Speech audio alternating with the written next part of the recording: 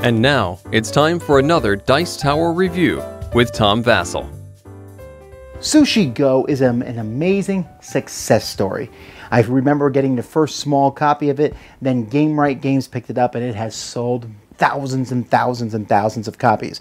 It's a simple drafting game. Well, I heard about Sushi Go Party, and I thought, well, what is that? It's a bigger one. What is it exactly? Well, what it is they said, hey, do you like drafting in Sushi Go? Do you want to just mix up the cards and play a different game every time? Well, we're going to give you a tin full of different types of cards.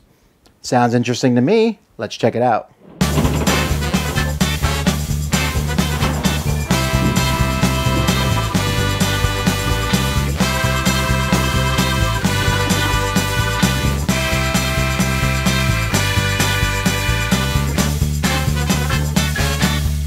In this game, players are going to be building a deck of cards first.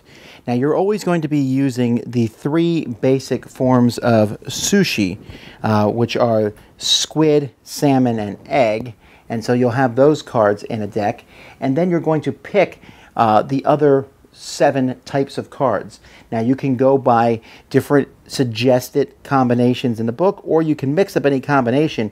But you're essentially going to pick one group of roles. So maybe you'll pick maki here, this is for 6 to 8 players. The other side is 2 to 5 players. You'll pick 3 appetizers. So maybe I'm picking eel, sashimi, and onigiri. Forgive me for my mispronunciations of the different types of sushi. Then 2 specials, maybe a takeout box and soy sauce, and then 1 dessert, maybe fruit. You will then take the decks that match all those different types of sushi, and you will mix them together. You will shuffle this deck, and then you'll deal a certain number of cards to each player, depending on the number of players in the game. Each player is then going to look at their handful of cards. Now, these are all the same, but maybe I got some other cards mixed in here. They're going to take one, put it in front of them, play it, and then pass the rest to the next person. You will continue to do this until all the cards have been taken, and each person has played them in front of them. You'll then score for the cards. All cards except for dessert cards are discarded, and you'll shuffle the deck up, deal them out. You'll do this 3 times, and at the end of 3 turns, the dessert cards are scored, besides all the rest of the cards, and whoever has the most points is the winner. So let's take a look at the different cards that could possibly be in a game.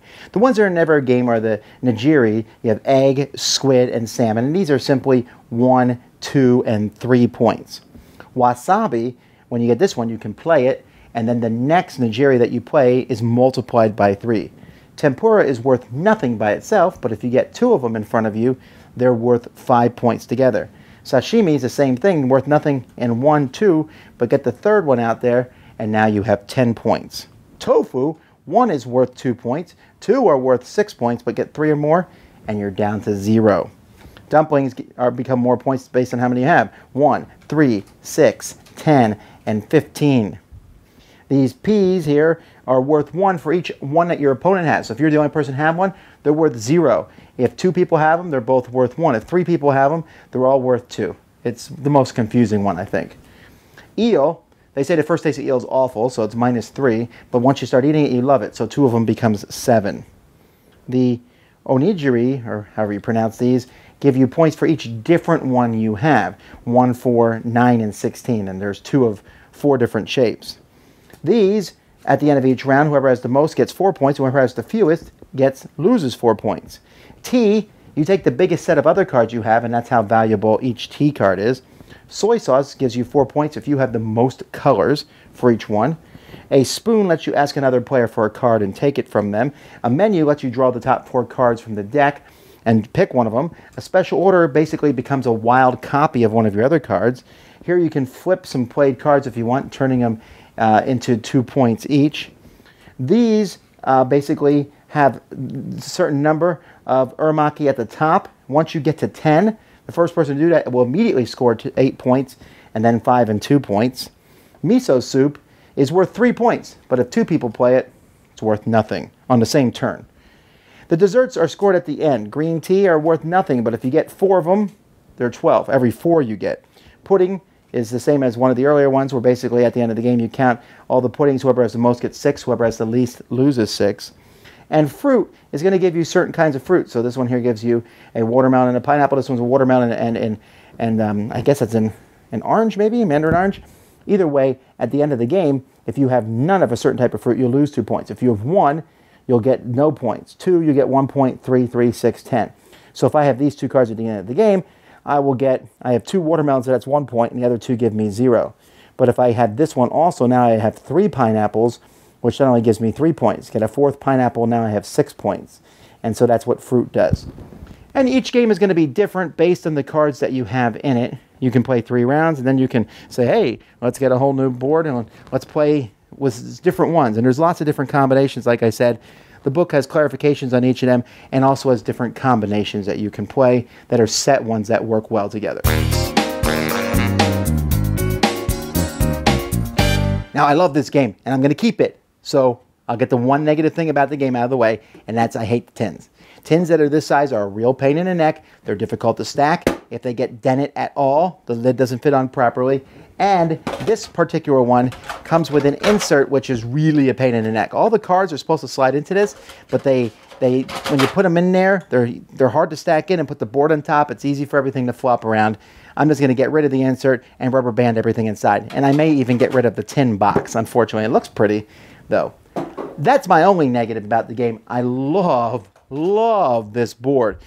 Being able to pick, I mean, you can play with the same basic stuff that came in the original Sushi Go. If you never, if you don't even know what those are, who cares? What does it matter? Just pick one of the sets. I think it might be the first basic set. You can follow their rules. I think I maybe did a couple of them, and after that, we just picked. We just had fun. You can put them out randomly. They all work well together, and it's just a lot of fun. It's a simple drafting game that allows you to draft and hate draft. By hate drafting, I mean you take a card just so someone else can't get it. But essentially you're sitting there going, okay, which one's going to get me the most points? You can push your luck with the ones where you need multiples. You can fight against another player by trying to get, having the most of something. You can play the special cards, and I'm going to draw 4 cards from deck. Hopefully I get the card that I need. Each of the cards is fun. The only card that I found that kind of threw off like I said, is weird, is the one that's worth 1 point for each opponent who also has the same card. In a game with a lot of players, that might mean something more, but you're all kind of jointly getting points unless one person gets 2 of the same card.